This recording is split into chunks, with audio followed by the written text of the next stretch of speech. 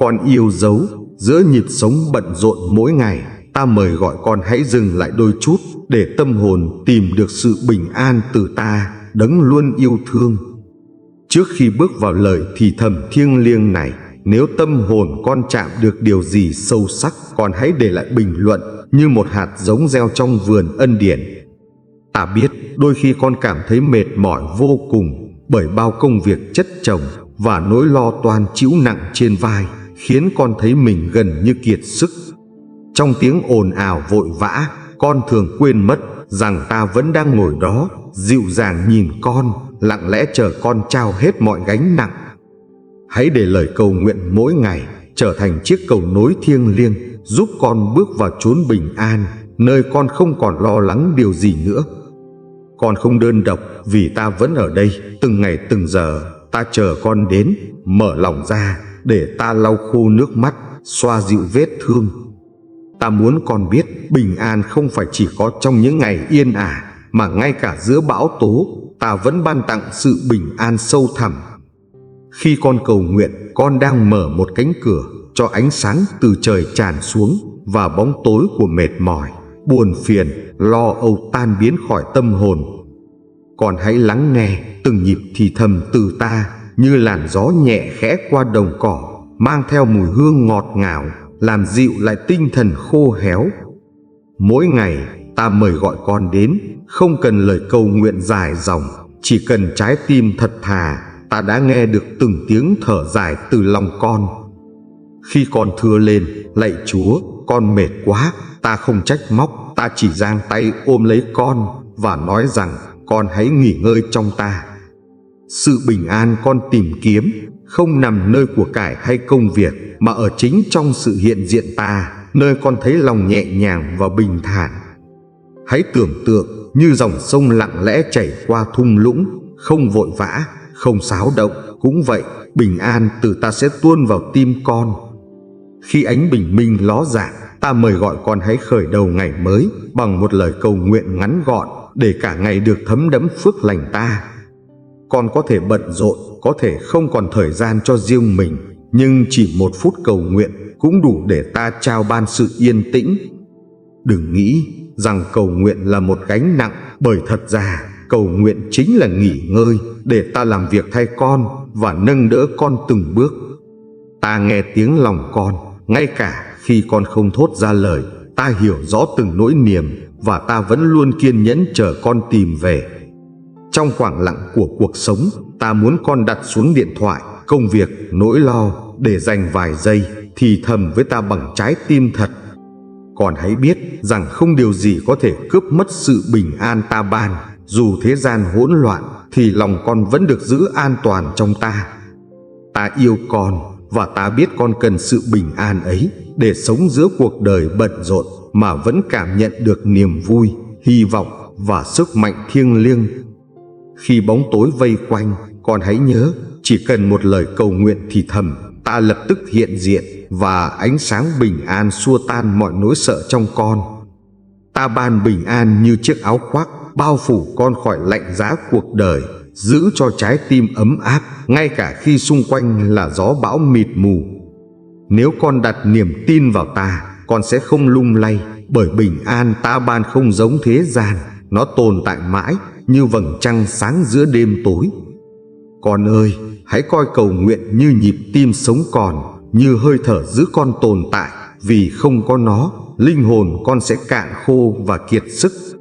Mỗi lần con cầu nguyện là mỗi lần ta lại gần, ôm con trong tình yêu, lau khô giọt lệ và nhắc con rằng con không hề đơn độc.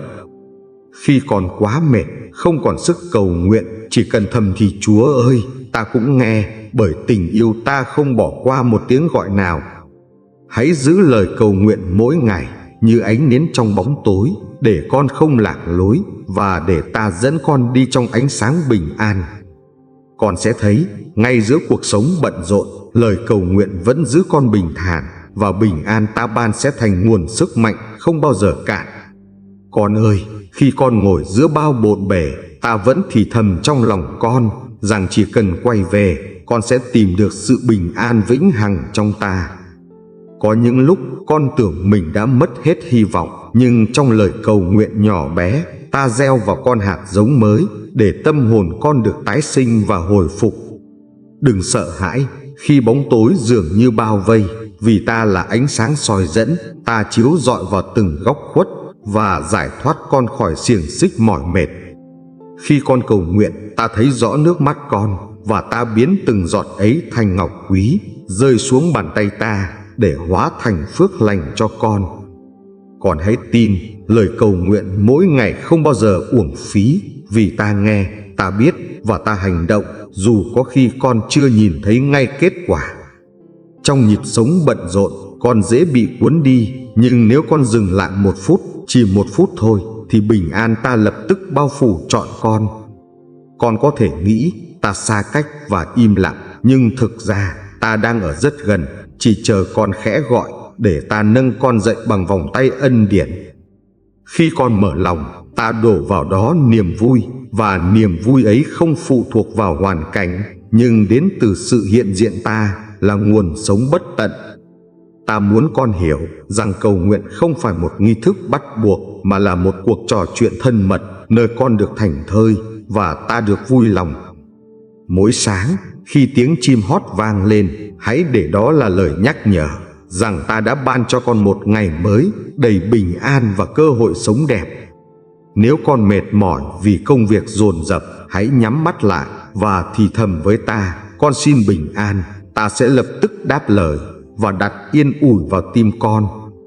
Con có biết bình an thật không phải là vắng bóng khó khăn, nhưng là sự hiện diện của ta, giữ con vững vàng giữa sóng gió cuộc đời không ngừng biến động. Ta thấy con chạy theo nhiều điều, tìm kiếm hạnh phúc nơi thành công, tiền bạc và danh vọng, nhưng rốt cuộc chỉ ta mới có thể thỏa mãn lòng con. Hãy cầu nguyện khi con vui để niềm vui được thăng hoa. Hãy cầu nguyện khi con buồn để nỗi buồn hóa thành nước mắt trong trẻo trước mặt ta. Mỗi hơi thở con hít vào, hãy nhớ rằng đó là món quà từ ta, và mỗi lần thở ra, con có thể trao lại gánh nặng cho ta. Trong nơi tĩnh lặng, ta nhắc con rằng dù con có cảm thấy lạc lõng, ta vẫn biết rõ đường đi, và ta sẽ dẫn con đến nơi bình an. Con yêu dấu lời cầu nguyện mỗi ngày là sợi chỉ vàng nối kết tim con với trời cao, và giữ con trong vòng tay ta không bao giờ rời xa. Nếu có lúc con thấy mình yếu đuối, hãy biết rằng chính lúc ấy sức mạnh ta được bày tỏ trọn vẹn, và bình an ta sẽ phủ đầy hồn con. Ta khẩn thiết gọi con, đừng để cuộc sống bận rộn cuốn đi hết thì giờ, nhưng hãy giữ ít phút để linh hồn con được nghỉ ngơi trong ta mãi mãi. Và con ơi, khi con rời khỏi lời cầu nguyện này, ta mong con vẫn mang theo sự bình an như ngọn đèn sáng dẫn đường qua bóng tối đời thường. Con sẽ thấy lời cầu nguyện biến nỗi sợ thành hy vọng, biến sự yếu đuối thành sức mạnh, và biến sự lo âu thành dòng suối bình an trong lòng con. Nếu con tập trung vào ta, con sẽ học biết cách buông bỏ, không giữ chặt những điều làm con mệt mỏi, và để ta thay con gánh vác tất cả.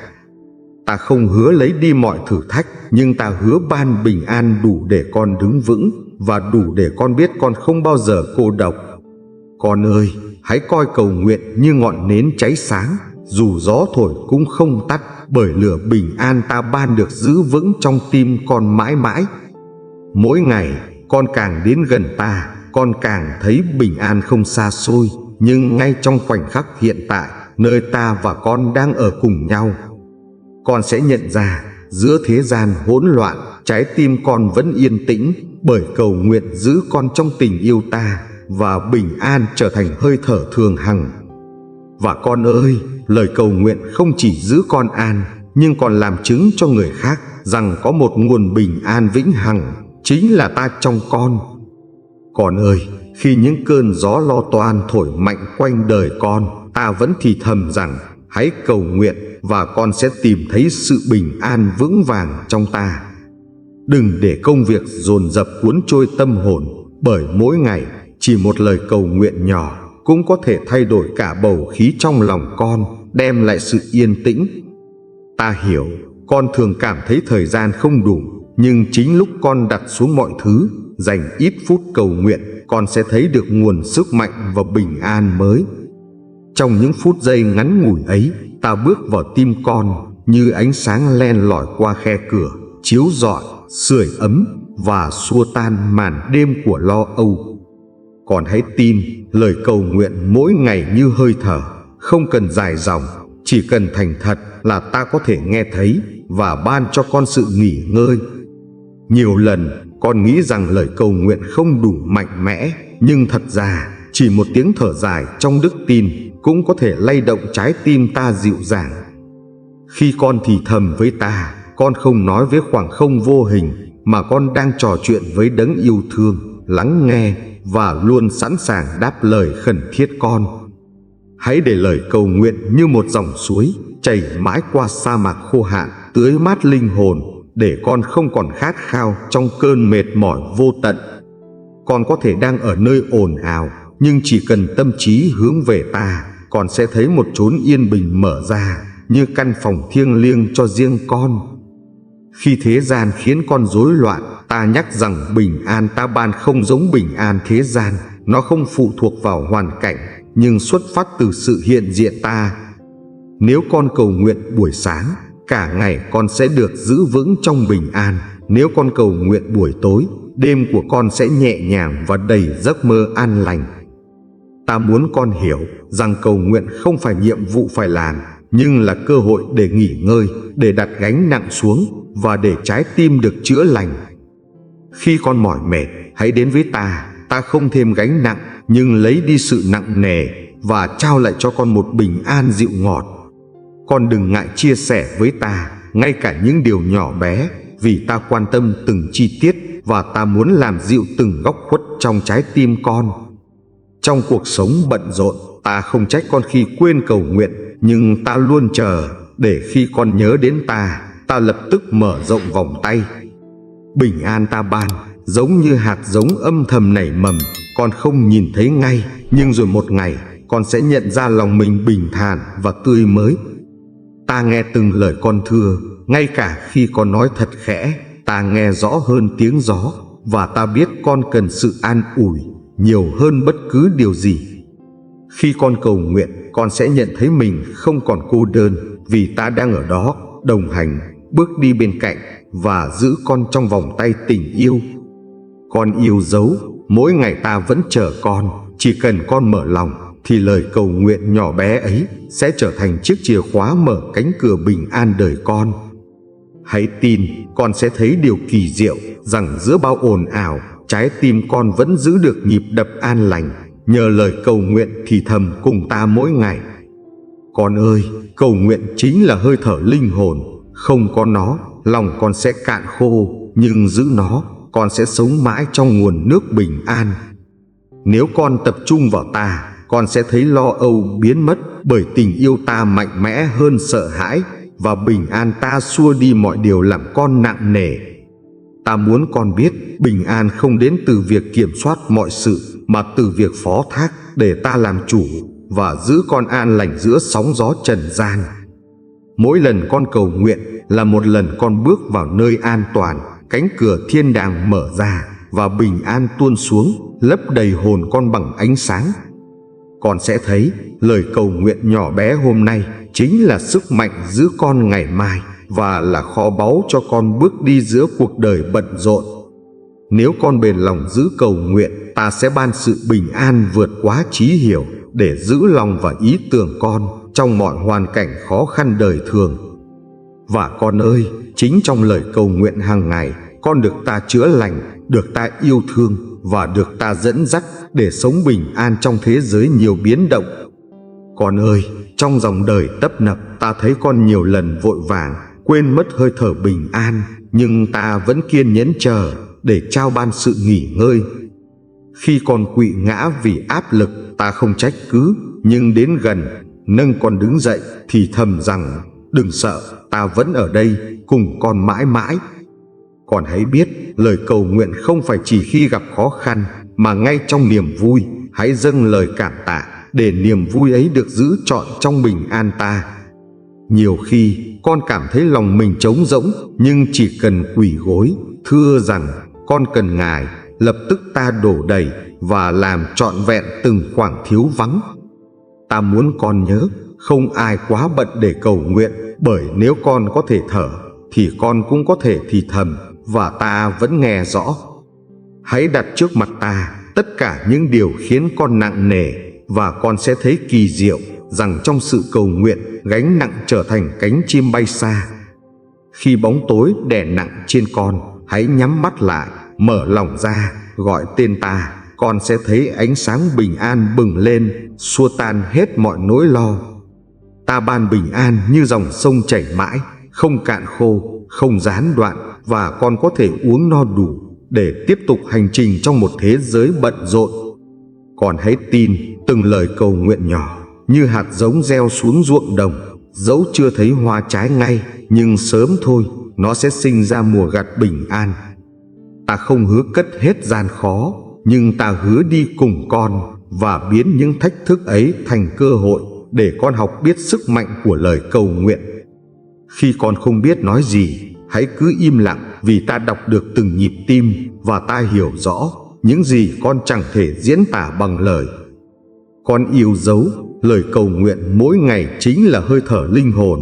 Nếu con bỏ quên, tâm hồn con sẽ héo úa, nhưng khi giữ nó, con sẽ sống trọn vẹn. Hãy tưởng tượng con ngồi giữa vườn hoa, gió nhẹ thổi, ánh nắng dịu dàng. Đó chính là sự bình an ta ban khi con khẽ thì thầm cầu nguyện. Đừng nghĩ rằng ta xa cách, bởi ta ở ngay trong hơi thở con. Mỗi khi con nhớ đến ta là con đã chạm vào sự hiện diện bình an vĩnh hằng. Khi con mệt mỏi vì trách nhiệm, hãy trao hết cho ta, vì ta không muốn con gục ngã, nhưng muốn con mạnh mẽ nhờ sức bình an ta ban. Con hãy học cầu nguyện mỗi sáng, như gieo hạt giống bình an vào đất, để cả ngày con gặt hái sự tĩnh lặng, dù xung quanh có bao nhiêu biến động đi nữa. Trong đêm dài, khi con không ngủ được, hãy thì thầm với ta, ta sẽ du hồn con yên tĩnh và cho con giấc ngủ ngọt ngào trong bình an. Ta ban cho con bình an không phải tạm bợ, nhưng bền vững, không ai cướp đi được. Nó như ngọn lửa thiêng liêng, cháy mãi trong tim, soi sáng con đường con đi. Con ơi, hãy nhớ rằng lời cầu nguyện là quà tặng ta ban, để con sống không hoảng loạn, nhưng vững vàng, như cây trồng bên suối, lá luôn xanh tươi. Mỗi ngày ta vẫn chờ con, chờ từng lời thưa, từng tiếng khẽ gọi, để ta có thể ban sự bình an, giữ con an toàn giữa nhịp sống bận rộn.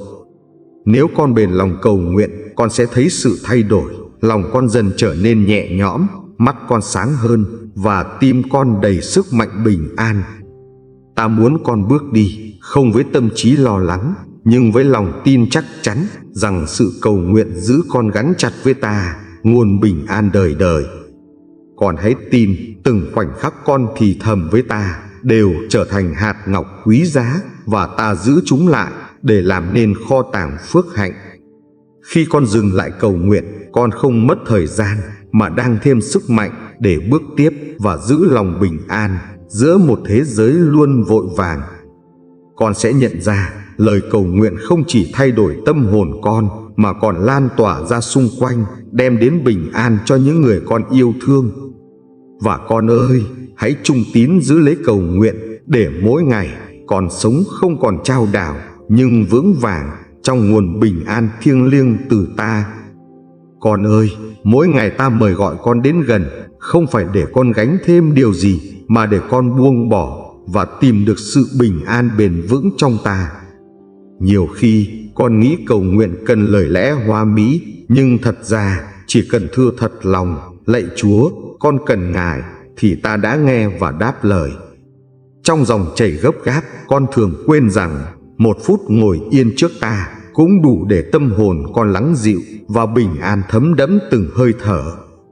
Con hãy biết cầu nguyện không làm mất thời gian, nhưng giúp con tiết kiệm sức lực, bởi khi con phó thác cho ta, con sẽ được nâng đỡ bằng quyền năng yêu thương. Nếu con cảm thấy yếu đuối, đừng sợ, vì chính lúc con thừa nhận sự mệt mỏi, ta mới có cơ hội đổ đầy sức mạnh và đem lại sự bình an thật. Ta nhìn thấy đôi mắt con mỏi mệt, nhìn thấy nụ cười gượng gạo, và ta biết con đang gánh nhiều hơn sức mình. Ta kêu gọi con hãy đến nghỉ ngơi. Khi con cầu nguyện, con không đơn độc, thiên sứ ta vây quanh, ta ở giữa, và bình an của trời bao phủ, khiến linh hồn con như được ngâm trong suối mát. Con đừng nghĩ cầu nguyện chỉ để xin ơn, mà hãy coi đó là giây phút ở bên, nơi ta và con trò chuyện, và tình yêu làm với con từng ngày. Nếu con dành buổi sáng cho ta, cả ngày con sẽ đi trong bình an. Nếu con trao buổi tối cho ta, giấc ngủ con sẽ trọn vẹn và êm đềm. Ta ban cho con bình an, không như thế gian ban tặng. Bình an ấy không dựa vào hoàn cảnh, nhưng nằm sâu trong lòng, nơi chỉ có ta làm chủ. Con yêu dấu, hãy coi cầu nguyện như chiếc áo giáp vô hình, giúp con chống lại lo lắng, giữ cho tâm trí được tĩnh lặng và trái tim an ổn mãi mãi. Khi công việc dồn dập, con có thể thấy mình mất phương hướng, nhưng nếu cầu nguyện, con sẽ như người đi biển, có chiếc la bàn dẫn đường bình an. Ta biết con từng tự hỏi, lời cầu nguyện nhỏ bé này có ích gì, nhưng ta nói với con, nó quý giá hơn vàng bạc, vì nó mở cửa thiên đàng. Trong lúc con khóc lặng, tưởng rằng chẳng ai nghe, thì ta đã ở đó. Từng giọt lệ rơi đều được ta gom lại và biến thành mưa phước lành. Hãy cầu nguyện ngay cả khi con không thấy cảm xúc, bởi cầu nguyện không dựa trên cảm giác, nhưng là sự kết nối thật, nơi ta luôn hiện diện trong tình yêu. Còn hãy nhớ, bình an từ ta không biến mất nhanh chóng, nhưng ở lại như hương thơm dịu dàng, cứ lan tỏa, làm cho tâm hồn con thêm vững chãi trong cuộc sống. Nếu con mở lòng, ta sẽ trao ban bình an như cánh chim bay, phủ bóng mát trên con và giữ con an toàn khỏi bao nhiêu hỗn loạn ở ngoài kia. Khi con cầu nguyện, con không còn chỉ nghe tiếng ồn ào, nhưng con sẽ nghe thấy giọng ta thì thầm, giọng nói dịu dàng, đem lại sự yên lành thật sâu. Con ơi, chính trong sự cầu nguyện hàng ngày, ta đang nuôi dưỡng linh hồn con, để con sống vững vàng, không còn bị cuốn đi trong vòng xoáy bận rộn. Và con sẽ thấy, lời cầu nguyện tuy nhỏ bé, nhưng nó như ngọn nến, thắp sáng cả đêm dài, soi đường cho con bước đi bình an giữa thế giới tối tăm. Con hãy coi lời cầu nguyện như hơi thở đều đặn, giữ cho linh hồn khỏe mạnh, mỗi ngày thêm sức sống, và giúp con chống lại những áp lực cuộc sống bận rộn. Khi con để tâm hồn gắn liền cùng ta, con sẽ khám phá được sự tự do thật, không bị trói buộc bởi lo toan, và bình an sẽ tuôn chảy trong tim. Đừng để tiếng ồn thế gian làm con quên giọng ta, bởi khi con ngồi yên cầu nguyện, giọng ta sẽ vang vọng, đưa con về chốn an lành. Con yêu dấu, cầu nguyện không bao giờ vô ích, bởi ta không bỏ qua dù chỉ một lời nhỏ bé, ta sẽ biến nó thành phước lành dành riêng cho con. Nếu con tập trung vào ta trong cầu nguyện, con sẽ thấy lòng bình thản, mắt sáng ngời và tinh thần mạnh mẽ, bởi ta đã đặt an bình vĩnh hằng nơi con. Trong từng lời cầu nguyện, con đang gieo hạt giống hy vọng. Hạt giống ấy sẽ nảy mầm thành hoa trái bình an cho cả cuộc đời con và lan tỏa đến người khác. Ta kêu gọi con, hãy trung tín trong cầu nguyện, không cần dài, không cần hoa mỹ, chỉ cần thật tâm. Ta sẽ biến đổi mọi mỏi mệt thành nguồn phước an lành. Và con ơi, lời cầu nguyện mỗi ngày không chỉ giữ con bình an, mà còn dạy con biết sống yêu thương, sống mạnh mẽ và bước đi trong ánh sáng ta. Con ơi, khi đôi chân con mỏi mệt giữa hành trình, ta mời gọi con dừng lại, khẽ cầu nguyện, để con tìm lại sự bình an vẫn chảy mãi từ ta. Có khi con tưởng mình đơn độc, nhưng thật ra từng hơi thở con hít vào, ta đều biết rõ, và ta vẫn bao quanh, giữ con an toàn trong tình yêu. Hãy nhớ, lời cầu nguyện nhỏ bé có sức mạnh hơn con nghĩ. Nó mở ra cánh cửa thiên đàng, cho bình an từ ta chảy vào tâm hồn mệt mỏi. Khi con run rẩy trước thử thách, ta ở đó, không để con sụp đổ, nhưng nâng con dậy, cho con biết rằng bình an thật đến từ sự hiện diện ta. Con đừng ngại nói với ta những điều nhỏ nhặt, vì ta quan tâm đến từng chi tiết, từng nỗi lo, từng khát vọng, và ta đều muốn đem bình an. Nếu con buông bỏ gánh nặng, trao vào tay ta, con sẽ cảm thấy nhẹ nhõm, như chiếc lá rơi khỏi cành, được gió nâng đỡ, không còn nặng nề. Con yêu dấu, bình an không phải thứ xa vời, nó đang ở rất gần. Chỉ cần con thì thầm cầu nguyện, ta lập tức đáp lời và phủ đầy con. Trong những buổi sáng ồn ào, con hãy tìm một phút yên tĩnh để dâng lời cầu nguyện, và con sẽ bắt đầu ngày mới với trái tim bình an. Ta biết thế gian thường khiến con căng thẳng, nhưng ta nói bình an ta ban vượt quá hiểu biết loài người, nó vững chắc và không ai có thể cướp. Khi con yếu đuối, hãy quỳ xuống cầu nguyện, bởi chính lúc con hạ mình, ta sẽ nâng con dậy, cho con sức mạnh và lòng tràn ngập sự bình an. Con hãy coi lời cầu nguyện như chiếc chìa khóa vàng mở cánh cửa bình an, dẫn con vào nơi yên tĩnh, nơi ta chờ đợi để ôm con vào lòng. Trong đêm tối, khi con không thể ngủ, hãy thì thầm với ta để ta du con, cho tâm trí lắng dịu và bình an bao phủ giấc mơ. Nếu con giữ được thói quen cầu nguyện, con sẽ thấy tâm hồn mạnh mẽ hơn, không bị cuốn trôi, nhưng đứng vững vì bình an ta gìn giữ từng ngày. Con yêu dấu, hãy tin rằng mỗi lời cầu nguyện đều là dòng sông chảy về ta, và từ ta bình an trở lại, tuôn đầy trên linh hồn khát khao. Hãy coi cầu nguyện như hơi thở, đừng gián đoạn, bởi linh hồn con cần nó như thân xác cần không khí để tồn tại, sống động và vững vàng trong bình an. Khi con thấy lo âu, hãy nhắm mắt và nói: lạy Chúa, xin cho con bình an. Ta sẽ lập tức đáp lời và yên ủi con dịu dàng. Ta muốn con học cách trao tất cả cho ta, để con không còn phải một mình chống chọi, nhưng có thể sống an nhiên trong vòng tay che chở. Khi con bước đi giữa phố đông, hãy nhớ cầu nguyện, vì dù cảnh vật hỗn loạn, lòng con vẫn có thể giữ bình an như ốc đảo tĩnh lặng trong sa mạc. Con ơi, ta không hứa lấy đi hết gian nan, nhưng ta hứa rằng bình an ta đủ cho con, và tình yêu ta không bao giờ rời bỏ. Hãy nhớ, khi con cầu nguyện, tâm trí con được đổi mới, nỗi lo tan biến, niềm hy vọng dâng tràn, và bình an trở thành ánh sáng soi chiếu bước đường. Con sẽ thấy từng phút giây cầu nguyện làm cho lòng con ấm lại như lửa hồng trong đêm lạnh, giúp con không gục ngã giữa những thử thách đời thường. Nếu con ngừng cầu nguyện, con sẽ dễ dàng bị cuốn trôi, nhưng nếu con trung tín, con sẽ vững vàng, vì bình an ta giữ con không rời.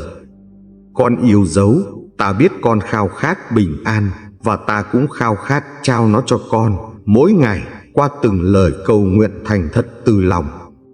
Hãy bước đi, mang lời cầu nguyện trên môi, để bất cứ nơi nào con đến, bình an theo cùng, chiếu sáng và làm chứng cho tình yêu ta. Khi người khác nhìn thấy bình an trong con, họ sẽ hỏi nguồn từ đâu, và con có thể trả lời rằng chính lời cầu nguyện đưa con đến gần ta. Con ơi, cầu nguyện không chỉ giữ bình an trong con, mà còn trở thành dòng sông chảy ra, đem đến sự an lành cho cả những người quanh con. Và ta hứa, nếu con trung tín cầu nguyện, bình an ta sẽ theo con suốt đời, giữ con vững vàng và dẫn con qua mọi thử thách của cuộc sống. Con ơi, hãy để lời cầu nguyện mỗi ngày trở thành nhịp sống quen thuộc, như ánh sáng mặt trời buổi sớm, luôn soi rọi và nuôi dưỡng tâm hồn con bằng bình an. Nhiều lần con cảm thấy như mất phương hướng, nhưng chỉ cần thì thầm một lời cầu nguyện, ta lập tức hiện diện để hướng dẫn con bước đi trong ánh sáng yêu thương.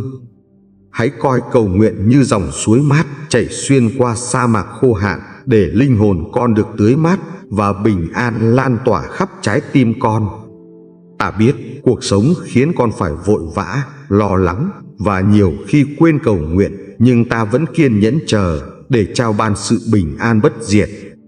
Khi con đặt gánh nặng xuống chân ta, con sẽ thấy lòng nhẹ bẫng, bởi ta đã gánh thay con, và bình an lập tức tuôn chảy trong hồn con.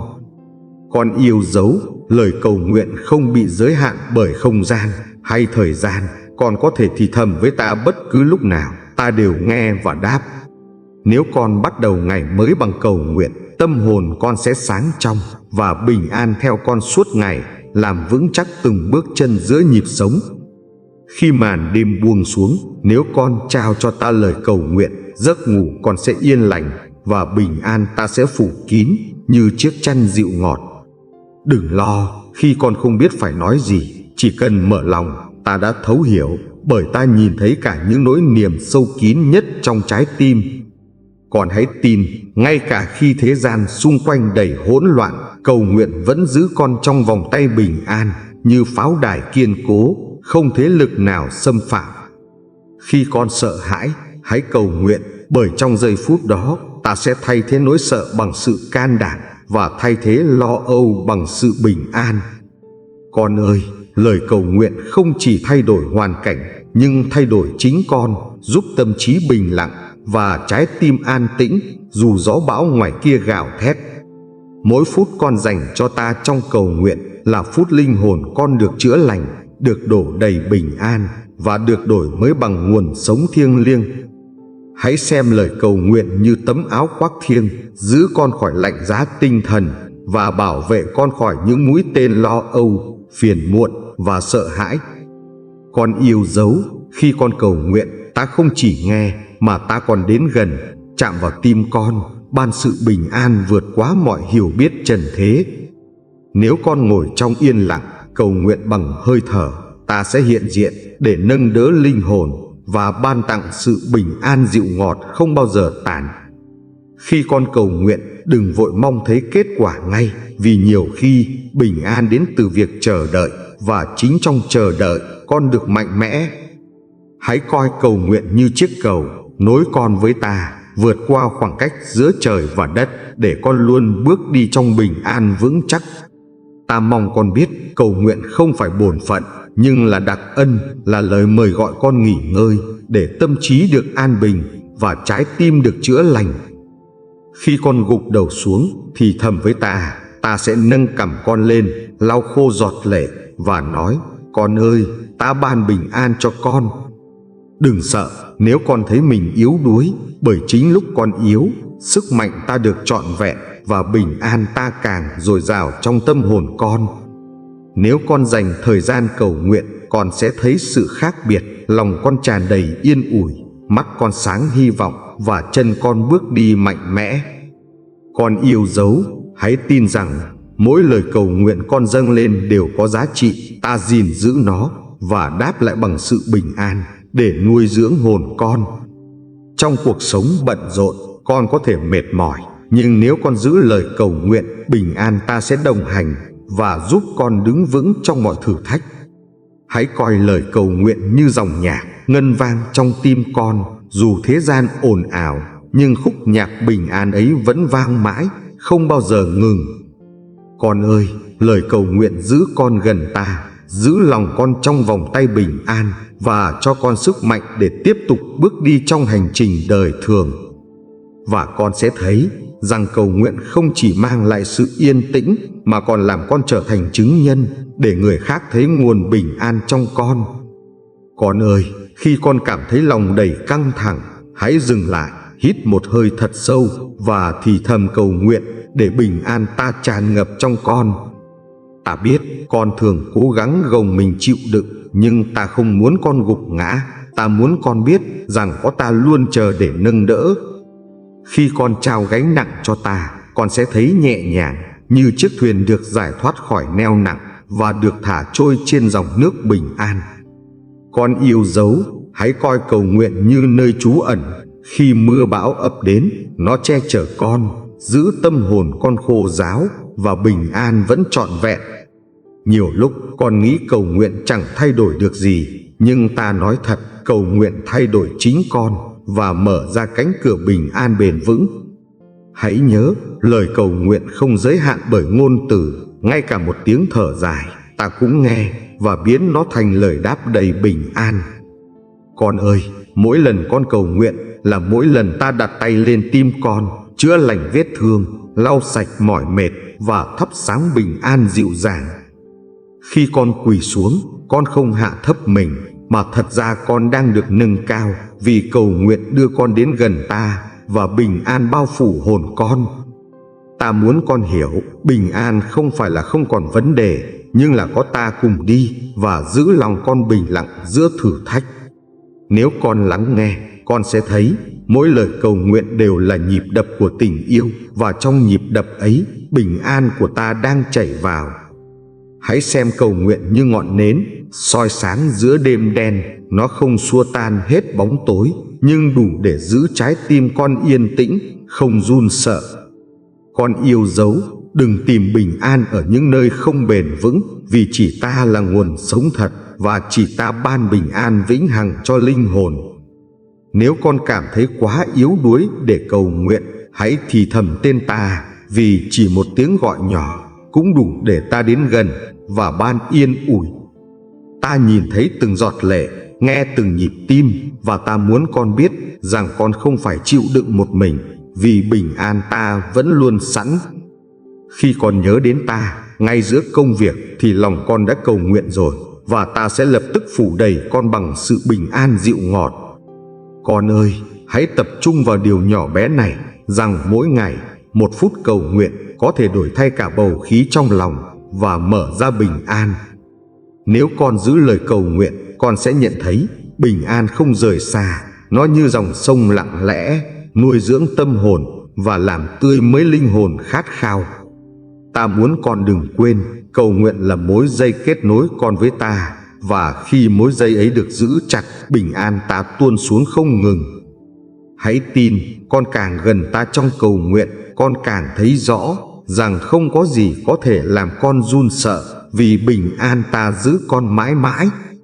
Con yêu dấu, ngay cả khi con không thấy câu trả lời, hãy kiên nhẫn, bởi trong chính sự chờ đợi, ta đang rèn luyện lòng con bằng bình an. Khi con cầu nguyện, hãy dâng cả niềm vui lẫn nỗi buồn, vì ta biến cả hai thành kho báu và trả lại cho con sự bình an thật. Đừng sợ nếu lời cầu nguyện con yếu ớt, bởi chính sự thật thà làm ta vui lòng, và trong sự chân thành ấy, ta trao cho con bình an vững bền. Khi con đặt tay lên ngực, nhắm mắt lại và khẽ cầu nguyện, con sẽ cảm nhận rõ bình an ta như làn gió mát thổi qua tâm hồn khát khao. Hãy giữ cho lòng con luôn mềm mại trong cầu nguyện, để bình an không ngừng tuôn chảy, và để trái tim con được chữa lành trong vòng tay yêu thương. Con ơi, thế gian có thể lay động, nhưng lời cầu nguyện giữ con đứng vững, và bình an ta ban cho con sẽ bền vững đời đời, không bao giờ mất. Mỗi khi con cầu nguyện, ta đến gần hơn, như ánh sáng mặt trời chiếu xuống, làm tan sương mù lo âu, và cho con tấm lòng tràn ngập bình an. Và con sẽ thấy lời cầu nguyện hàng ngày không chỉ giúp con an lòng, mà còn biến con thành ánh sáng, lan tỏa bình an cho những người xung quanh. Con yêu dấu, khi cuộc sống bận rộn khiến con chao đảo, ta nhắc con rằng cầu nguyện chính là chiếc neo giữ lòng con, và bình an sẽ chẳng bao giờ rời xa. Có lúc con cảm thấy những lời cầu nguyện nhỏ bé chẳng được ai lắng nghe, nhưng ta bảo đảm từng lời, từng tiếng thở dài đều được ta giữ gìn. Hãy nhớ, ngay cả khi con không nhìn thấy kết quả, lời cầu nguyện vẫn gieo hạt mầm bình an, và đúng thì giờ nó sẽ sinh hoa trái ngọt ngào. Khi con thì thầm, lạy Chúa, xin ban bình an, ta lập tức đáp lời, và sự yên tĩnh thấm vào trái tim, xua đi những sợ hãi dồn nén. Con ơi, lời cầu nguyện không bao giờ vô ích, nó giống như hạt giống gieo xuống đất, âm thầm nảy mầm, và một ngày con sẽ thấy cánh đồng bình an. Ta biết nhiều khi con bận rộn đến mức chẳng còn thời gian để cầu nguyện, nhưng chỉ cần 1 phút ngắn ngủi cũng đủ để ta lấp đầy. Hãy tin rằng chính trong những lời cầu nguyện bình dị, con sẽ tìm được sức mạnh và niềm hy vọng mới để sống bình an giữa thế gian nhiều biến động. Khi con dâng lời cầu nguyện, con không chỉ kết nối với ta, mà còn mở cửa lòng mình để bình an có thể tràn ngập, lan tỏa khắp từng ngóc ngách. Con yêu dấu, lời cầu nguyện thật sự là kho báu, không ai có thể lấy đi, và nó luôn trở thành nguồn bình an dồi dào, nuôi dưỡng đời sống của con. Ta muốn con trung tín, giữ lấy thói quen cầu nguyện, bởi chính sự bền bỉ ấy sẽ biến lòng con thành mảnh đất màu mỡ, trổ sinh hoa trái bình an. Trong lúc con cầu nguyện, ta thấy rõ lòng con, ta lắng nghe, và ta ban yên ủi, để con bước đi giữa những ngày bận rộn mà vẫn giữ được an nhiên. Nếu con từng nhận được sự yên ủi, xin con hãy để lại đôi dòng chia sẻ, vì những lời chân thật của con có thể nâng đỡ một tâm hồn khác. Con ơi, lời bình luận của con cũng giống như lời cầu nguyện vang ra, và ta có thể dùng chính lời đó để gieo bình an cho nhiều người khác. Ta biết con nghĩ những điều con viết ra là nhỏ bé, nhưng ta muốn con hiểu, trong tay ta, từng chữ ấy có thể trở thành nguồn phước lành. Khi con viết xuống, đó cũng là lúc con khắc ghi trong tim, và lời cầu nguyện ấy sẽ theo con, biến đổi con và giữ lòng con trong bình an. Hãy can đảm bày tỏ, vì trong cộng đồng yêu thương này, lời con nói ra sẽ được đón nhận, và ta sẽ dùng nó để lan tỏa bình an. Nếu con cầu nguyện và chia sẻ, con sẽ thấy lòng nhẹ nhõm, vì con không còn giữ điều ấy một mình, nhưng đặt nó trong ánh sáng ta. Con yêu dấu, hãy để lời cầu nguyện trở thành tiếng nhạc nền, ngân vang suốt ngày, để bình an ta theo từng bước chân, giữ con khỏi ngã quỵ. Khi con thở dài, ta nghe; khi con thầm thì, ta đáp; khi con rơi nước mắt, ta giữ lấy, và trong tất cả, bình an ta bao phủ. Hãy biết rằng ngay cả trong những phút yếu đuối, con vẫn được ta nắm chặt, và lời cầu nguyện nhỏ bé vẫn đủ để mở nguồn suối bình an. Nếu con trung tín cầu nguyện, con sẽ thấy một sự đổi thay, không chỉ trong lòng, mà cả trong cách con đối diện mọi thử thách và lo lắng hàng ngày. Con ơi, cầu nguyện chính là chìa khóa giữ con an toàn giữa một thế giới đầy biến động, và là ngọn đèn soi chiếu đưa con về bình an. Ta muốn con biết rằng khi con đến với ta, con không cần vội vàng, chỉ cần chân thật, và ta sẽ đặt bình an trong lòng con. Mỗi lời cầu nguyện con dâng đều trở thành hạt ngọc quý, ta gom lại và giữ gìn, để đến ngày thích hợp, ta trả lại con bằng phước an lành. Con yêu dấu, đừng ngại cầu nguyện, vì đó không phải bổn phận, mà là đặc ân, là cách ta và con gần gũi, để bình an có thể tràn đầy. Khi con giữ chặt thói quen cầu nguyện, con sẽ sống nhẹ nhàng hơn, không bị nặng nề, bởi bình an ta che chở, và tình yêu ta giữ gìn. Và con sẽ thấy rằng cầu nguyện không chỉ giúp con an lòng, mà còn trở thành chứng nhân, để người khác nhìn thấy bình an qua chính cuộc đời con. Con yêu dấu, ta muốn con hiểu rằng lời cầu nguyện không chỉ là lời nói, mà còn là nhịp đập linh hồn, nơi con trao gửi niềm tin và nhận bình an. Khi con mệt mỏi, đừng tìm bình an nơi những điều chóng qua, hãy đến với ta, vì chỉ ta mới ban sự yên tĩnh bền vững cho tâm hồn con. Con ơi, đừng để sự vội vàng của đời sống cuốn trôi mất thời gian cầu nguyện, bởi chính trong khoảnh khắc ấy, con tìm thấy lại chính mình trong ta. Mỗi sáng, khi con mở mắt ra, hãy để lời cầu nguyện đầu tiên chảy ra từ tim, để ngày con bắt đầu với ánh sáng và bình an. Nếu trong đêm con trằn trọc, lo âu khiến tim nặng nề, hãy khẽ cầu nguyện, ta sẽ đặt sự yên ủi và du giấc mơ con bằng bình an. Ta biết con từng nghĩ lời cầu nguyện là nhỏ bé, nhưng thật ra nó là sợi chỉ vàng nối liền con với trời và đem bình an xuống lòng con.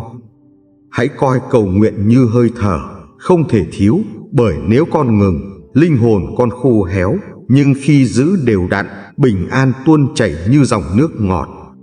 Khi con cầu nguyện, con không còn chỉ nghe tiếng ồn ào, nhưng bắt đầu nghe tiếng ta dịu dàng vỗ về và trao sự bình an vượt mọi suy nghĩ. Con yêu dấu, lời cầu nguyện mỗi ngày chính là liều thuốc chữa lành. Nó hàn gắn vết thương, xoa dịu mệt mỏi và làm bừng sáng lại niềm hy vọng. Khi con cầu nguyện, ta thấy rõ từng giọt lệ, ta giữ lấy, biến thành viên ngọc và trả lại cho con bằng phước hạnh cùng sự bình an. Nếu con trung tín cầu nguyện, con sẽ thấy sự bình an dần chiếm lĩnh lòng con, thay thế nỗi sợ và giữ con vững vàng trước sóng gió đời thường. Đừng nghĩ rằng con phải nói thật nhiều, bởi ta nghe rõ ngay cả khi con lặng im, và chính trong yên lặng ấy, ta đặt sự bình an. Khi con đặt niềm tin vào ta qua cầu nguyện, con sẽ thấy lòng mình bình an, đôi mắt sáng hy vọng và đôi tay mạnh mẽ hơn để tiếp tục hành trình.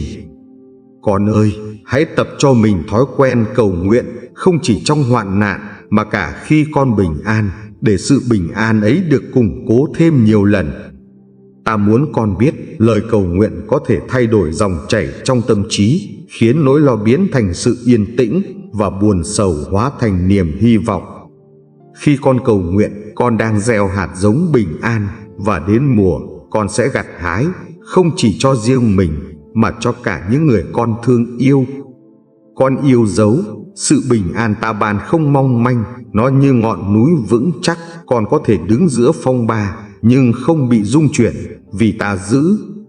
Nếu con biết nương náu nơi cầu nguyện, con sẽ thấy bình an như mái nhà an toàn, che chở con ngay cả khi gió bão gào thét ngoài kia.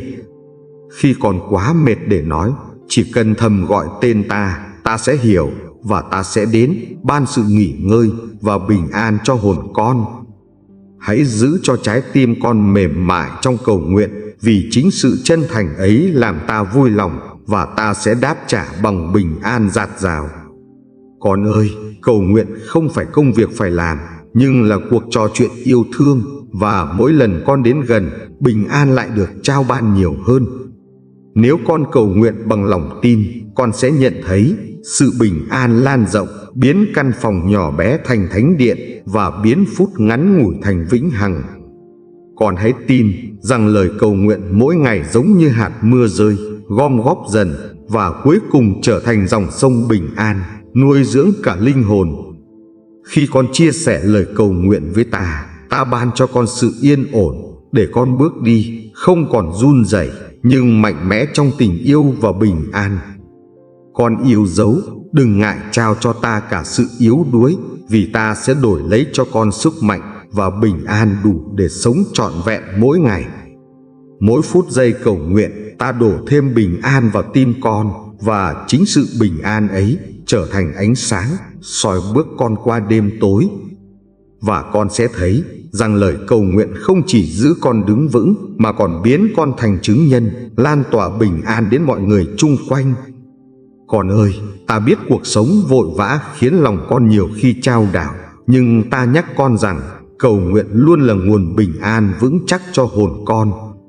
Khi con chạy theo công việc, quên mất giây phút nghỉ ngơi, ta vẫn kiên nhẫn chờ, bởi ta biết chỉ một phút cầu nguyện cũng đủ để đổi thay tất cả. Con yêu dấu, lời cầu nguyện giống như dòng suối mát âm thầm chảy, nuôi dưỡng linh hồn con để con không khô cạn mà luôn xanh tươi giữa sa mạc khô hạn. Nếu con nghĩ rằng thời gian cầu nguyện là vô ích, ta bảo đảm đó là phút giây quý báu nhất, vì nó kết nối con với nguồn bình an bất diệt. Khi con quỳ xuống, ta thấy con hạ mình, và chính lúc ấy ta nâng con cao lên, đổ đầy bình an và ban sức mạnh để bước tiếp hành trình. Con ơi, hãy nhớ rằng cầu nguyện không cần hoa mỹ, ta không tìm lời lẽ trau chuốt, ta chỉ tìm trái tim chân thật, và nơi đó ta ban bình an. Hãy xem cầu nguyện như nhịp thở, giữ linh hồn khỏe mạnh, không gián đoạn, để con được nuôi dưỡng mỗi ngày, và bình an ta không ngừng tuôn chảy trong con. Khi con căng thẳng, hãy ngồi xuống, nhắm mắt, thở chậm và thì thầm: Chúa ơi, lập tức ta hiện diện, đặt sự bình an dịu dàng vào tim con. Con yêu dấu, nhiều khi con nghĩ rằng ta im lặng, nhưng thật ra ta vẫn làm việc gieo bình an trong lòng con, ngay cả khi con chưa kịp nhận ra. Khi thế gian hỗn loạn, ta nhắc rằng bình an ta ban không giống bình an thế gian, nó không phụ thuộc vào hoàn cảnh mà ở sự hiện diện ta. Nếu con cầu nguyện buổi sáng, ngày con sẽ bình tĩnh. Nếu con cầu nguyện buổi tối, đêm con sẽ ngọt ngào, và bình an sẽ theo con suốt. Ta muốn con trung tín, bởi lời cầu nguyện nhỏ bé mỗi ngày sẽ tích góp thành dòng sông phước hạnh chảy mãi, tưới mát linh hồn con bằng sự bình an. Khi con yếu đuối, đừng sợ, vì chính lúc ấy ta làm trọn vẹn sức mạnh của ta, để con cảm thấy nhẹ nhõm và tràn đầy sự yên ổn. Con ơi, cầu nguyện không thay đổi tất cả hoàn cảnh ngay lập tức, nhưng chắc chắn thay đổi trái tim con và đem bình an thấm vào từng ngóc ngách tâm hồn. Khi con cầu nguyện, con không một mình, ta hiện diện, thiên sứ vây quanh và bình an của trời lan tỏa, giữ lòng con khỏi run sợ trước thử thách. Con hãy coi cầu nguyện như chiếc chìa khóa mở ra căn phòng bình an, nơi con có thể nghỉ ngơi và tìm lại sức mạnh để đối diện đời sống bận rộn. Nếu con quên cầu nguyện, con sẽ cảm thấy thiếu vắng, nhưng nếu con trung tín, con sẽ thấy bình an trở thành dòng sông, không bao giờ cạn khô. Hãy tin từng lời cầu nguyện con thưa, ta nghe, ta biết và ta đáp theo cách con cần nhất bằng việc đặt bình an trong lòng con. Con yêu dấu, hãy cầu nguyện không chỉ khi lo lắng mà cả khi vui, bởi niềm vui cầu nguyện được ta làm trọn và niềm vui ấy càng thêm bình an. Mỗi lần con cầu nguyện, ta nhìn thấy ánh mắt con, ta lau giọt lệ, ta đặt tay trên tim con và ta truyền cho con sự yên ổn. Hãy coi lời cầu nguyện như tấm khiên bảo vệ, ngăn chặn mũi tên lo âu, để lòng con không run rẩy nhưng đứng vững trong sự bình an. Khi con thì thầm với ta, con không chỉ bày tỏ nhu cầu mà con đang mở lòng để ta rót vào niềm tin và ban phước bình an. Con ơi, cầu nguyện là hơi thở linh hồn, nếu thiếu nó, con dễ lạc lối, nhưng nếu giữ nó, con sẽ luôn tìm thấy bình an nơi ta.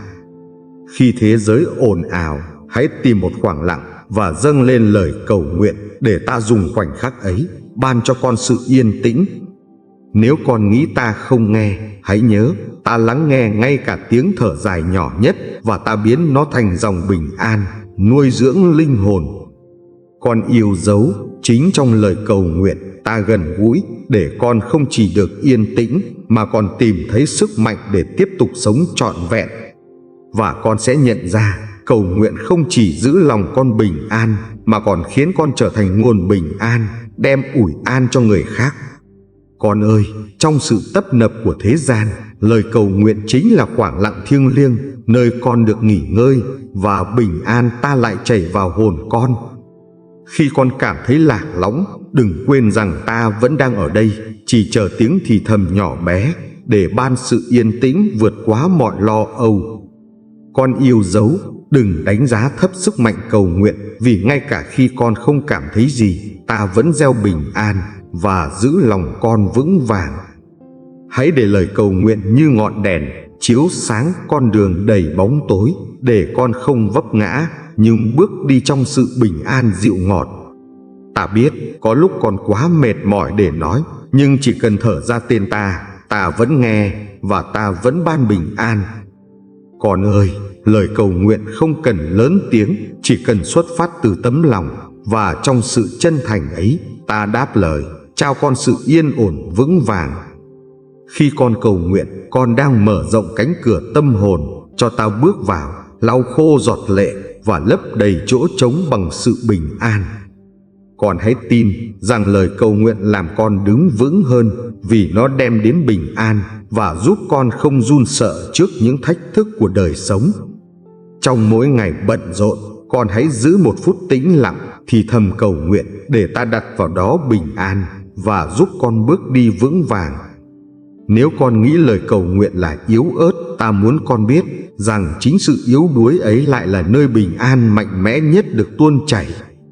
Con yêu dấu, hãy để cầu nguyện trở thành bài hát trong tim, ngân vang không ngừng, để dù cuộc sống ồn ào, con vẫn giữ được sự bình an. Khi con mở lời cầu nguyện, ta đặt tay trên vai con, nhắc rằng con không đơn độc, và ngay lúc ấy, bình an phủ kín cả tâm hồn. Con ơi, bình an không nằm ở việc kiểm soát tất cả, mà ở việc buông bỏ trong cầu nguyện để ta gánh thay và giữ con an toàn. Nếu con trung tín cầu nguyện, con sẽ thấy bình an không còn mong manh nhưng vững chắc như ngọn núi, để con nương tựa trong mọi hoàn cảnh. Hãy coi cầu nguyện như chiếc cầu nối con với ta, vì khi con bước qua, con sẽ luôn tìm được bình an, ngay cả trong giữa phong ba. Con yêu dấu, khi con cảm thấy bất an, hãy lập tức tìm ta qua lời cầu nguyện, vì đó là chìa khóa mở ra sự yên tĩnh trong tim. Khi con dâng lời cầu nguyện, ta không chỉ nghe, mà ta còn làm việc trong thầm lặng, gieo mầm bình an và chuẩn bị phước hạnh cho con. Hãy nhớ, con càng cầu nguyện, con càng được biến đổi, và sự bình an ta ban sẽ ngày càng trở thành hơi thở quen thuộc trong lòng con. Khi con lo lắng, hãy đưa tất cả cho ta trong cầu nguyện, và ta sẽ biến nỗi lo thành sự nghỉ ngơi cùng niềm bình an bền vững. Con yêu dấu, lời cầu nguyện chính là sợi dây giữ lòng con khỏi bị cuốn trôi. Nó trói con vào tình yêu ta, và bình an không rời xa.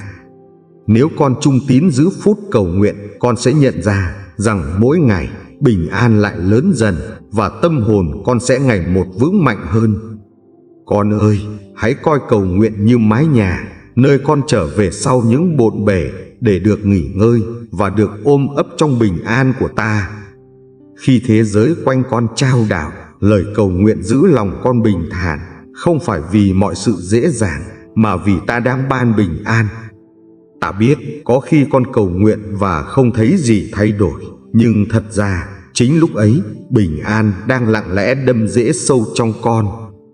Con hãy tin, lời cầu nguyện như hạt giống, không mọc tức thì, nhưng khi đến mùa, nó nở rộ thành hoa trái, và bình an tràn ngập. Mỗi lần con cầu nguyện, ta đáp lời bằng cách làm mới tâm trí, chữa lành linh hồn, và đem bình an sâu thẳm, giữ lòng con yên ổn.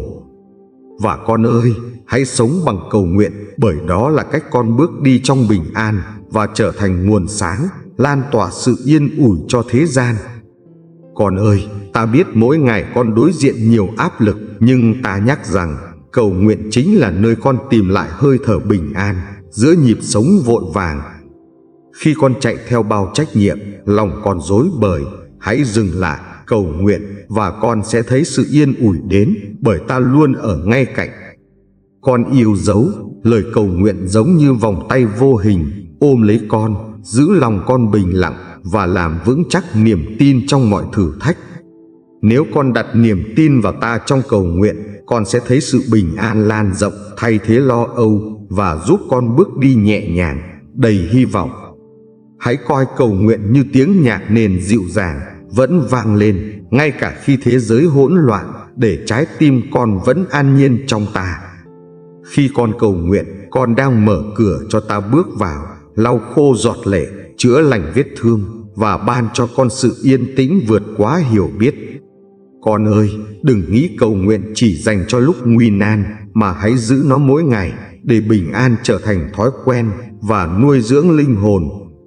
Nếu con trung tín, con sẽ nhận thấy sự bình an ta ban không mong manh mà bền vững, giống như ngọn núi luôn đứng vững trước gió bão. Con yêu dấu, ta muốn con hiểu, cầu nguyện không thay đổi tất cả hoàn cảnh, nhưng chắc chắn thay đổi lòng con, và lòng ấy được phủ đầy bình an. Hãy nhớ, trong từng lời cầu nguyện, con được nối liền với ta, và từ sự kết nối ấy, một dòng suối bình an tuôn chảy, tưới mát cả đời sống con. Khi con lo lắng, hãy lập tức tìm đến ta qua cầu nguyện, vì chính trong giây phút đó, ta ban cho con sự nghỉ ngơi và lòng bình an. Con ơi, nhiều khi con không biết nói gì, hãy cứ thở ra tên ta, vì ta đọc được nhịp tim con, và ta đáp lại bằng yên ủi. Ta biết thế gian dạy con phải mạnh mẽ, nhưng ta muốn con quỳ xuống, vì chính trong cầu nguyện con tìm thấy sức mạnh thật và bình an vững vàng. Nếu con nghĩ lời cầu nguyện chỉ nhỏ bé, hãy tin rằng chính sự nhỏ bé ấy làm rung động trời cao và mở ra kho tàng bình an cho con. Con yêu dấu, ta mời gọi con hãy cầu nguyện buổi sáng để bắt đầu ngày trong bình an, và buổi tối để kết thúc ngày trong sự nghỉ ngơi trọn vẹn. Khi con cầu nguyện, đừng vội vã, hãy để lòng mình lắng lại như hồ nước yên tĩnh, để bình an có thể phản chiếu trong tâm hồn. Nếu con trung tín cầu nguyện, con sẽ thấy sự thay đổi dần dần, lo lắng ít đi, bình an nhiều hơn, và niềm hy vọng ngày càng sáng rõ trong tim. Con ơi, hãy coi cầu nguyện như chiếc áo giáp, giúp con chống lại phiền muộn, bảo vệ trái tim khỏi sự lo âu, và giữ tâm trí bình tĩnh. Khi con dâng lời cầu nguyện, ta ở ngay đó, không xa cách, không chậm trễ, ta nghe từng lời và ban bình an trong từng khoảnh khắc. Con yêu dấu, hãy tập trung vào ta, bởi khi mắt con hướng về ta, lo âu không còn chỗ và bình an trở thành ánh sáng dẫn đường. Nếu con biết trân trọng phút cầu nguyện, con sẽ nhận ra đó không phải sự mất mát thời gian mà là nguồn lợi ích lớn lao ban cho con bình an. Hãy nhớ, cầu nguyện không phải nghĩa vụ mà là đặc ân để con được ở gần ta và để ta ban cho con sự yên ổn dịu ngọt. Khi con cầu nguyện, con cho phép ta làm việc trong lòng con, đổi mới tâm trí, chữa lành tổn thương và đổ tràn bình an cho cuộc sống. Con ơi, lời cầu nguyện không dừng lại ở môi mà lan đến tận hồn, và nơi đó bình an ta gieo trồng để con sống mạnh mẽ và an nhiên. Nếu con giữ lời cầu nguyện, con sẽ thấy sự bình an chảy không ngừng, giống như dòng nước trong, nuôi dưỡng, làm mát và đem sức sống mới. Con yêu dấu, ta muốn con biết rằng bình an không xa vời, nó đang ở ngay đây, trong lời cầu nguyện và trong tình yêu ta dành cho con. Và con sẽ thấy cầu nguyện mỗi ngày không chỉ giữ lòng con yên mà còn khiến con trở thành nguồn an ủi, chia sẻ bình an cho thế gian. Con ơi, khi lòng con đầy lo âu, hãy chạy đến với ta bằng lời cầu nguyện, vì chính nơi đó con sẽ tìm được sự bình an chẳng ai cướp đi. Ta biết đôi khi con mệt mỏi, không đủ sức nói, nhưng chỉ cần thở ra tên ta cũng nghe, và ta đáp bằng sự yên tĩnh trong lòng. Con yêu dấu, đừng nghĩ cầu nguyện chỉ là nghi thức, mà hãy xem đó như cuộc trò chuyện thân mật, nơi ta trao bình an và con được nghỉ ngơi thật sự. Khi con dâng lời cầu nguyện, ta thấy đôi bàn tay run rẩy, đôi mắt đẫm lệ, nhưng ta không bỏ qua, ta đến gần, lau khô và ban bình an. Nếu con giữ thói quen cầu nguyện, lòng con sẽ vững vàng hơn, giống như cây bén rễ sâu bên dòng nước, dù gió bão, lá vẫn xanh tươi và an toàn. Con ơi, hãy để cầu nguyện trở thành mái che, bảo vệ con khỏi căng thẳng, giữ cho tâm trí nhẹ nhõm và giúp trái tim tràn đầy sự yên ổn. Trong khoảnh khắc con cầu nguyện, ta mở rộng vòng tay, ôm lấy con, để con cảm nhận tình yêu và bình an như dòng suối mát chảy vào tim. Con yêu dấu, lời cầu nguyện là chìa khóa vàng, mở ra kho tàng phước hạnh, và trong đó, bình an là viên ngọc quý ta đặt vào đời sống con. Hãy nhớ, ngay cả khi con không cảm nhận được gì, lời cầu nguyện vẫn có giá trị, vì ta vẫn âm thầm gieo mầm bình an trong lòng con. Nếu con lo sợ, hãy cầu nguyện, vì cầu nguyện đưa con ra khỏi sợ hãi, dẫn con vào nơi an toàn, nơi ta giữ con trong bình an. Con ơi, lời cầu nguyện không làm con mất đi điều gì, mà còn ban cho con sức mạnh, sự yên tĩnh và một trái tim đầy hy vọng mới. Khi con thưa với ta, xin cho con bình an, ta không chậm trễ, ta hành động ngay, để lòng con được nhẹ nhõm và hồn con được yên ổn. Con yêu dấu, hãy xem cầu nguyện như dòng chảy, liên tục nuôi dưỡng linh hồn, làm mới từng ngày, để con không khát khao vô vọng, nhưng sống trọn trong ta. Khi con cầu nguyện, ta không chỉ ban bình an cho hôm nay, mà còn chuẩn bị sức mạnh để con sẵn sàng bước qua thử thách của ngày mai.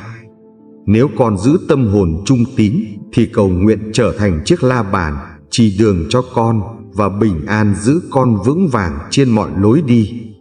Con ơi, trong những ngày con cảm thấy trống rỗng, lời cầu nguyện chính là dòng suối, lấp đầy chỗ khuyết và đem lại cho con sự yên ổn.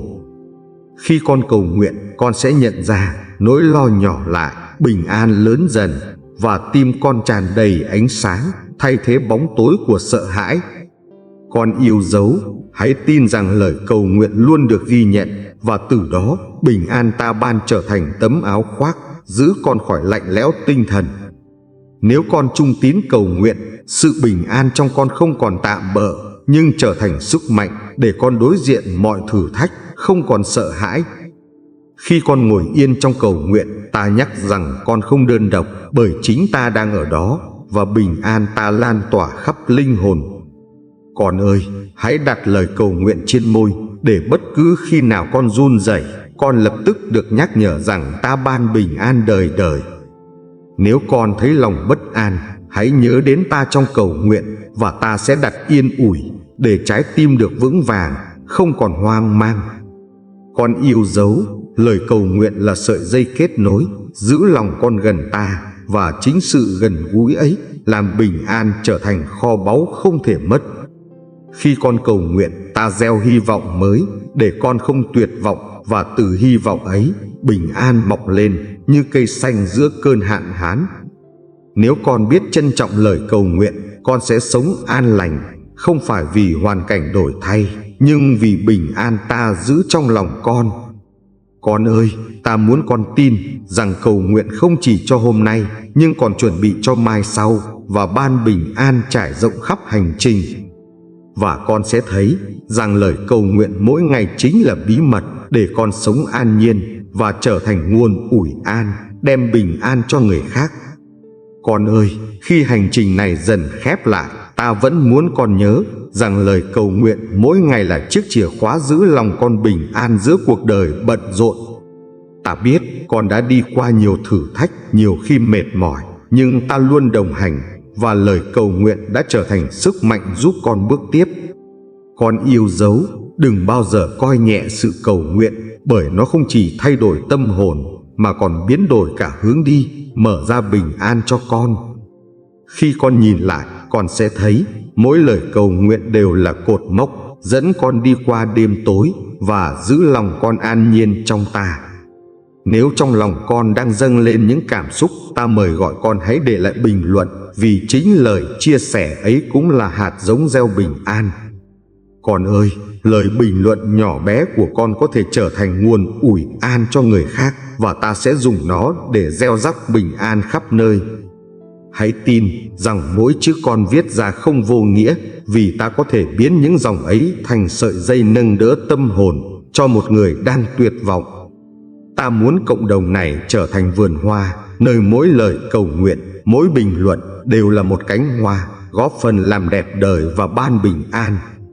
Con yêu dấu, hãy mạnh dạn chia sẻ, bởi khi con bày tỏ lòng mình, ta sẽ dùng chính sự chân thành đó để chữa lành và trao bình an cho nhiều người.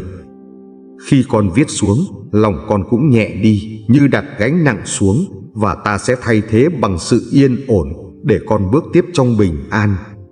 Con ơi, đây không chỉ là hành trình của riêng con, mà còn là chuyến đi cùng những người khác, và lời bình luận của con là món quà thiêng liêng. Nếu con cầu nguyện và chia sẻ, con sẽ thấy rằng con không chỉ nhận bình an, mà còn trở thành nguồn bình an cho nhiều người khác nữa.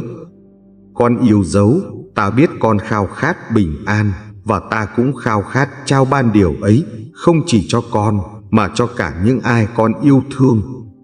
Hãy nhớ, cầu nguyện là hơi thở, và bình an là kết quả. Vì vậy, con càng trung tín, con càng sống an nhiên và lan tỏa sự yên lành.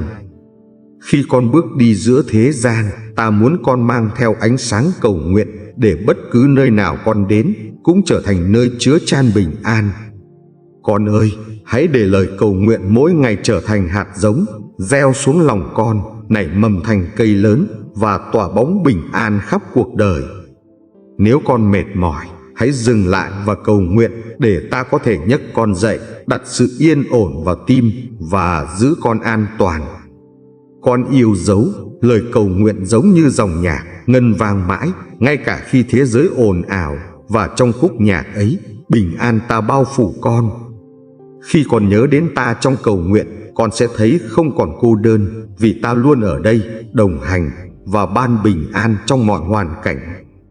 Con ơi, hãy để sự cầu nguyện nuôi dưỡng tâm hồn con mỗi ngày, để con sống mạnh mẽ và bình an không bao giờ rời khỏi tim. Nếu con trung tín, con sẽ thấy lời cầu nguyện mở ra những cánh cửa mới, và sau mỗi cánh cửa là một thế giới bình an được ta ban tặng. Con yêu dấu, hãy giữ chặt lấy cầu nguyện, bởi đó là cách ta và con gần gũi, và cũng là cách con giữ được bình an vững bền. Khi con đặt lòng mình trong lời cầu nguyện, con không chỉ được chữa lành, mà còn tìm thấy niềm vui và sự yên ổn mà thế gian chẳng thể trao. Con ơi, cầu nguyện không phải điều phức tạp, chỉ cần một lời thì thầm cũng đủ để ta nghe, và ta lập tức ban sự yên tĩnh dịu ngọt. Nếu con trung tín cầu nguyện, con sẽ nhận thấy nỗi lo không còn làm chủ, mà bình an của ta sẽ giữ trọn trái tim con từng ngày, từng giờ.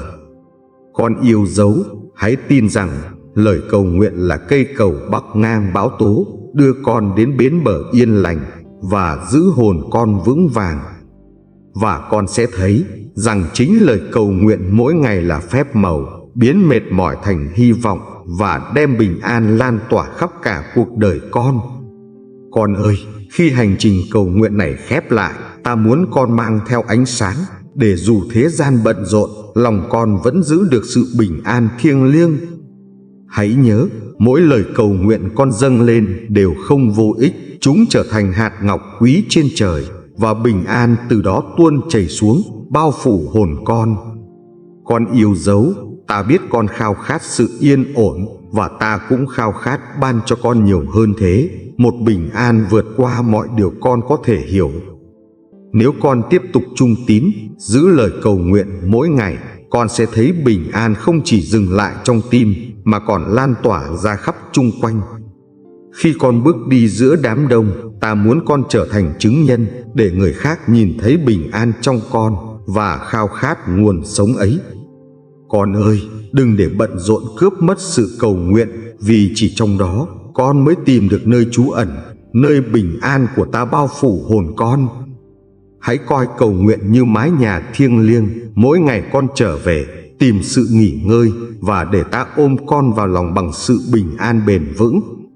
Con yêu dấu, lời cầu nguyện không chỉ là nhịp tim sống còn cho linh hồn, mà còn là chiếc cầu đưa con đến với nguồn phước an lành vĩnh cửu. Khi con ngồi xuống, lặng lẽ cầu nguyện, ta nghe từng tiếng khẽ, ta chạm vào tim con và ta gieo bình an, để con được an nhiên bước đi. Con ơi, lời cầu nguyện mỗi ngày chính là bí mật giữ con an toàn, khiến con không gục ngã, nhưng đứng vững giữa một thế gian đầy biến động. Nếu con trung tín, con sẽ thấy mỗi phút cầu nguyện trở thành viên gạch, xây nên lâu đài bình an trong tim, vững chắc, không gì có thể phá hủy.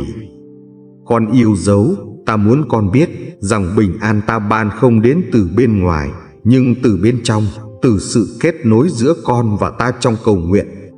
Khi con buông bỏ mọi gánh nặng trong lời cầu nguyện, con sẽ thấy bình an như dòng nước mát tưới ướt tâm hồn khô héo và làm con hồi sinh.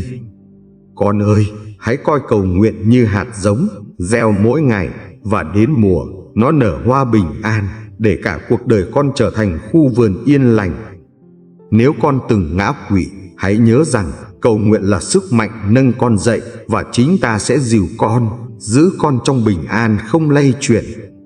Con yêu dấu, khi con chia sẻ lời cầu nguyện, con không chỉ tự chữa lành, mà còn ban bình an cho người khác, và cộng đồng sẽ cùng được an nhiên. Ta muốn con bước đi ra đời sống, mang theo lời cầu nguyện như ngọn đèn, để con chiếu sáng, và để người khác tìm thấy bình an qua con. Con ơi, hãy nhớ rằng sự cầu nguyện không bao giờ kết thúc, nó tiếp tục mỗi ngày, trong hơi thở, trong nhịp tim, trong từng bước đi của con. Khi con cầu nguyện, con không chỉ tìm thấy ta, mà con còn tìm thấy chính mình, tìm thấy sự bình an sâu kín mà thế gian chẳng thể ban cho. Con yêu dấu, bình an ấy là quà tặng ta dành cho con, để con có thể sống giữa bận rộn mà vẫn giữ được sự yên ổn trong lòng. Nếu con trung tín, lời cầu nguyện mỗi ngày sẽ giữ con đứng vững, và bình an sẽ trở thành nguồn sức mạnh dẫn con đi qua mọi thử thách. Con ơi, hãy để cầu nguyện trở thành di sản, để sau này những ai đến gần con cũng cảm nhận được sự yên lành tuôn chảy từ tim con. Khi con lắng nghe ta trong cầu nguyện, con sẽ nhận ra ta không bao giờ xa, ta luôn kề bên, và bình an ta vẫn phủ đầy đời con. Con yêu dấu, đây không phải là kết thúc, mà chỉ là khởi đầu, để con tiếp tục sống trong cầu nguyện và bước đi trong bình an hàng ngày. Hãy nhớ rằng từ giây phút này trở đi, mỗi lời cầu nguyện con dâng sẽ mở ra trời mới, đất mới trong tim, nơi bình an của ta ngự trị. Con ơi, ta hứa, nếu con trung tín, thì trọn cuộc đời con sẽ là bài hát cầu nguyện, và trong bài hát ấy, bình an mãi mãi ngân vang.